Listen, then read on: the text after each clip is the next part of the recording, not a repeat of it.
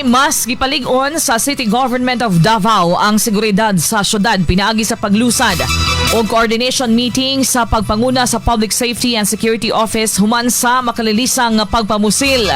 Sulod sa tulunghaan sa Zamboanga ni adto kagahapong adlaw ang maong panagtapok ni pangunahan ni PSSO Head Angel Sumagaysay kauban ng interagency leaders Davao City Police Office Police Colonel Peter Bauzon Madria, City Director Task Force Davao Commander Colonel Rodrigo Marinas, Davao City Schools Division Superintendent Dr. Reynante A. Solatorio, Davao City Information Officer Harvey Lantikse og uban pa nga mga safety and security officials sa Davao City. Gihisgutan sa mga opisyal ang mga lakang aron mapugngan ang susamang insidente. Lakip na ang pagpamusil, pagbandungga, bullying, uban pang hulga sa seguridad. Ilabi na sulod mismo sa mga eskwelahan.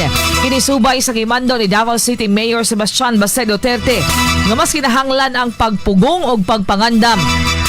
Inay nga maghulat nga mahitabo ang insidente. Busag iauhag ang tanan nga magtinabangay alang sa kaluwasan sa komunidad.